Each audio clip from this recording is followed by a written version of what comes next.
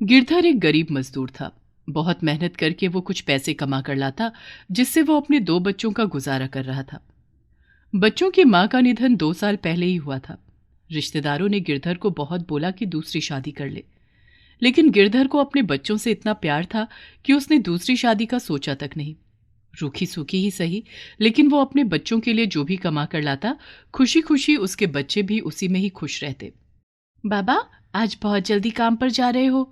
आज तो ठंड भी बहुत है, थोड़ी देर से चले जाना। बेटा, सुबह जल्दी निकलूंगा तो जल्दी काम खत्म हो जाएगा। वैसे भी मालिक ने मुझे थोड़ा जल्दी बुलाया हुआ है। तू अपना और भाई का ख्याल रखना। हाँ? कोई बात नहीं बाबा, हम लोग देख लेंगे। आप तो अपना खाना लेकर जा रहे हो ना? गिरधर हाँ बोलकर निकल जाता है, लेकिन असल बात यह थी कि गिरधर को कई दिनों से काम नहीं मिल रहा था और घर में राशन भी कम होता जा रहा था। आज भी वो भूखे पेट घर से निकल गया। वो जानता था कि उसके पास सिर्फ शाम का ही खाना बचा हुआ है, इसलिए कई दिन से वो बच्चों को भी कम खाना बनाकर दे रहा था। नुक्कड़ पर बहुत सारे मजदूर काम की तलाश में सुबह से ही जमा हो जाते थे। फिर किस्मत उन्हें किसी न किसी के दर पर ले जाती थी और दिन भर में जो दिहाड़ी मिलती, वही उनकी रोजी रोटी होती। दिसंबर के आखिरी हफ्ते की कड़कड़ाती ठंड में गिरधर सड़क पर बैठा हुआ था। तभी एक बड़ी सी गाड़ी वहां आकर रुकती है और कितनी दिहाड़ी पर काम करते हो? 150 रुपए, 200 रुपए, कोई भी काम हो बाबूजी, बता दीजिए। वो आदमी ऊपर से नीचे तक गिरधर को देखता है और फिर उसे गाड़ी में बैठने के लिए कहता है। गिरधर मन ही मन खुश था कि चलो आज सुबह आने का फायदा हो गया। आज काम मिल जाएगा तो शाम को वो बच्चों के लिए राशन ले जाएगा। वो आदमी उसे अपने घर लेकर जाता है। घर में सारा सामान बिखरा पड़ा था। वो उस सारे सामान को लगाने के लिए गिरधर को बोलता है। हम लोगों ने यहाँ कल ही शिफ्ट किया है और तुम्हें ये सारा भारी सामान लगाना है। कर तो लोगे ना ये काम? हाँ हाँ बाबूजी, कर तो लूंगा, लेकिन एक आदमी अगर आप और ले आते तो काम जल्दी खत्म हो जाता। तुम ही शाम तक जल्दी जल्दी खत्म कर देना। पूरे 200 रुपए दूंगा। गिरधर देखता है कि सामान काफी मात्रा में है और घर भी काफी बड़ा है। भूखे पेट गिरधर काम में लग जाता है। उसे लगा बड़े लोग हैं, नाश्ते पानी को तो पूछ लेंगे। लेकिन वो पति पत्नी बालकनी में जाकर बैठ जाते हैं और गिरधर अकेला सामान उठा उठाकर इधर उधर लगाने लगता है। भूख से उसका बुरा हाल था। तभी वो मालिक को आवाज देता है और पानी मांगता है। वहां वो छोटी सी बोतल रखी है, उसी में पानी भर लो। टाइम देखो जरा, 1:30 बज रहा है, जल्दी जल्दी काम खत्म करो। गिरधर मन ही मन सोच रहा था कि कैसे बड़े लोग हैं। दोपहर होने को आई, एक कप चाय तक नहीं पूछा। जैसे ही शाम के 6 बजते हैं, गिरधर आकर बोलता है। साहब, आज की दिहाड़ी हो गई, लेकिन अभी तो काम काफी बाकी है। ये सोफे और ये बेड तो तुमने लगाया ही नहीं। साहब, आपका बेड बहुत भारी है। मैंने तो पहले ही कहा था कि आपको एक मजदूर और लेकर आना चाहिए था। अब तक तो सारा काम खत्म हो जाता। आप कहो तो मैं कल सुबह जल्दी आकर काम कर लूंगा। भला ऐसे कौन काम करता है? तुम्हें ये सारा काम अभी खत्म करके जाना होगा। इस काम को करने में तो अभी 4 घंटे और लग जाएंगे साहब। 200 दिहाड़ी तो कम है। अगर आप मुझे 500 दो तो मैं ये काम भी खत्म कर लूंगा। कहां से पकड़ कर लाए हो इस काम चोर को? पैसे बढ़ाने के चक्कर में इसने देखो सारा काम भी खत्म नहीं किया, और अब कैसे मुंह खोलकर 500 रुपए मांग रहा है? इसे यहां से दफा करो, हमें नहीं देने कुछ भी पैसे। नहीं नहीं मेम साहब, ऐसा मत बोलो। आप देख रही हैं सुबह से मैं कितना काम कर रहा हूँ। सारे कमरे मैंने अच्छे से तैयार कर दिए हैं। मुझ गरीब के पेट पर लात मारकर आपको क्या मिलेगा? देखो तो कैसा मुंह फट आदमी है। मैं तो कहती हूं अभी से धक्के मारकर यहां से निकालो। अपनी पत्नी के ऐसा कहते ही वो आदमी गिरधर को वहां से धक्के देते हुए निकाल देता है। गिरधर रो रो कर अपने पैसे मांगता है, लेकिन वो लोग मुंह पर दरवाजा बंद कर देते हैं। गिरधर अपने सर पर बांधा हुआ गमछा उतार कर अपने आंसू पोंछते हुए घर की तरफ चल देता है। बाबा, मैं डर गया था। कितनी देर लगा दी आपने घर आने में। बहुत तेज भूख लगी है। सुबह आपने 2 ही रोटी बनाई। बेटा, जरा एक गिलास पानी तो देना। और देख, रसोई में ऊपर की तरफ एक गुड़ की डली रखी होगी, वो भी दे दे। चेतन भागकर रसोई में जाता है और गिलास भरकर पानी ले आता है। साथ में वो छोटा सा गुड़ भी अपने बाबा को खाने के लिए देता है। गिरधर सुबह से भूखा था। वो जैसे ही पानी पीता है, पेट में ऐंठन बन जाती है। वो धड़ाम से गिर जाता है। तभी दोनों बच्चे घबराकर अपने बाबा को उठाने की कोशिश करते हैं। चेतन भागकर पड़ोस के अंकल को बुला लाता है। अंकल गिरधर को बिस्तर पर लिटाकर अपने घर चला जाता है।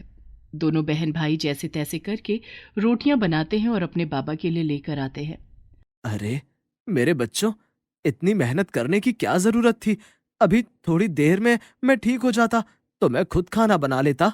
बाबा, अब जो भी है यही है, मुझे सब्जी बनानी नहीं आती। गिरधर उनमें से एक रोटी खा लेता है और बाकी रोटी अपने बच्चों को खाने के लिए दे देता है। शीतल जानती थी कि आटा खत्म हो गया है, इसलिए वो दोनों कुछ नहीं बोलते और उन्हीं रोटियों को खाकर सो जाते हैं। गिरधर मन ही मन सोचता है कि कैसे बेकार लोग थे, आज का तो दिन ही खराब हो गया। कल सुबह जल्दी निकलूंगा और पहले ही दिहाड़ी ले लूंगा, तभी किसी का काम करूंगा। लेकिन सुबह होते होते गिरधर की तबीयत बुरी तरह खराब हो जाती है। शीतल और चेतन ये देखकर डर जाते हैं। वो अपने बाबा से कहते हैं कि आप आराम करो, हम खाने के लिए कुछ ले आते हैं। दोनों बहन भाई अपने हाथ में कपड़ा पकड़कर रेड लाइट पर खड़े हो जाते हैं। जैसे ही रेड लाइट होती, गाड़ियां रुकती, वो भागकर गाड़ी वालों के पास जाते और साफ करने की बात करते हैं। लेकिन सब लोग इतनी जल्दी में थे कि कोई भी उनसे अपनी गाड़ी साफ नहीं कराता। चेतन, दोपहर हो गई है लेकिन अभी तक किसी ने भी हमसे अपनी गाड़ी साफ नहीं कराई। मेरे भाई, मुझे लगता है हमें अब कोई और काम देखना होगा। चल पहले बाबा को देख लेते हैं। हाँ हाँ दीदी, ये ठीक रहेगा। दीदी, बहुत तेज भूख लगी है। दोनों बहन भाई घर की तरफ चल देते हैं कि तभी वो देखते हैं कि कुछ अमीर बच्चे वहां बेच रहे खाने वाले से खाना खरीद रहे होते हैं। शीतल और चेतन ये देखकर रुक जाते हैं। देखो तो ये दोनों गरीब किस तरह हमारी तरफ देख रहे हैं। शीतल और चेतन वहां से घर की तरफ चल देते हैं। बाबा, अब आपकी तबीयत कैसी है? पेट में दर्द थोड़ा कम है, लेकिन मैं उठ नहीं पा रहा। बहुत चक्कर आ रहे हैं। मेरे बच्चों, क्या तुमने कुछ खाया? ये सुनते ही दोनों बच्चे उदास होकर अपने बाबा की तरफ देखने लगते हैं। हमें आपकी फिक्र हो रही थी, इसलिए हम घर चले आए। बाबा, आप थोड़ी देर और इंतजार करो, हम अभी खाने के लिए कुछ लेकर आते हैं। शीतल और चेतन फिर काम के लिए घर से निकल जाते हैं। वो कई ढाबे वालों के पास जाकर बोलते हैं कि हमें कुछ काम दे दो, बदले में खाना दे देना। लेकिन कोई भी ढाबे वाला उन्हें अपने पास खड़ा भी नहीं होने देता।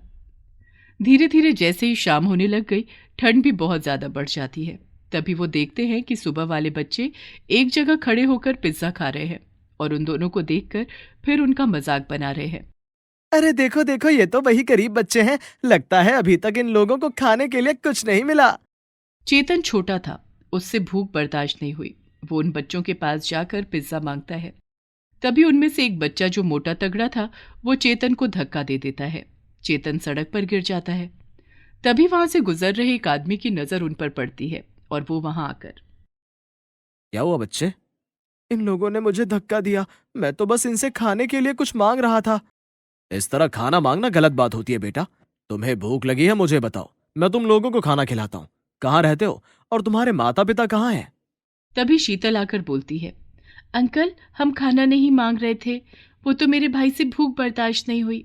हम सुबह से काम की तलाश में हैं, लेकिन कोई हमें काम नहीं दे रहा और मेरे बाबा भी बहुत बीमार हैं, उन्होंने भी कुछ नहीं खाया।